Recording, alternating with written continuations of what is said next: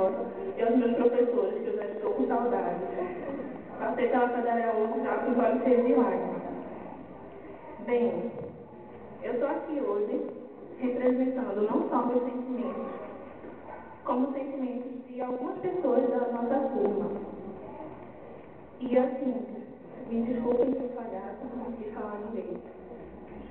A nossa mensagem é uma mensagem de homenagem, é uma mensagem de amor, porque existem amores que duram mais que a vida, e é desse amor que a gente está falando, o amor aos nossos tempos presentes. A voz falta, a saudade sufoca, a dor entorpece. Quando penso que não vou poder correr para os seus braços e com você dividir toda a minha alegria.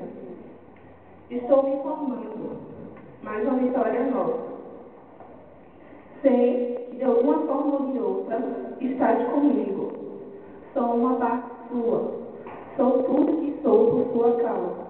E hoje é impossível dizer que você não está vendo eu me formar. Ouço suas palavras, sinto sua presença, ouço seus aplausos, sinto seu olhar sobre mim e vejo o seu sorriso.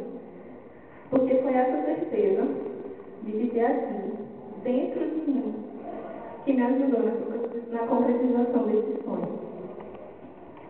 A você que me ensinou a buscar a verdade, a você que me ensinou a fazer o que eu gosto e esquecer dos meus compromissos, a você que me ensinou que se deve sempre querer aprender, a você que me ensinou a ter um coração desarmado, sem ódios ou preconceitos, a você que me ensinou a ter idealismo nos olhos, mas mantendo os pés no chão.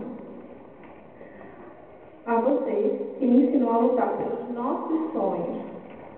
A você que tantas vezes abriu mão dos seus planos em prol dos meus. A você que durante toda a sua vida me dedicou sua proteção e amor incondicional. A você que a vida tão cedo encantou, afastou dos meus olhos. A você, toda a minha gratidão e amor de sempre.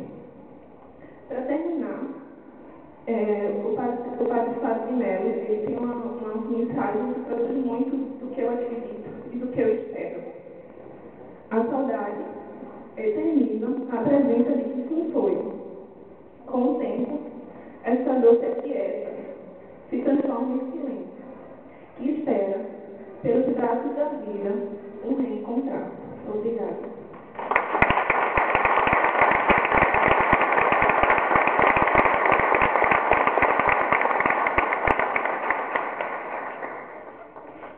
Depois dessa homenagem ao sempre presente, nós vamos convidar para fazer homenagem aos pais, a Isabela, que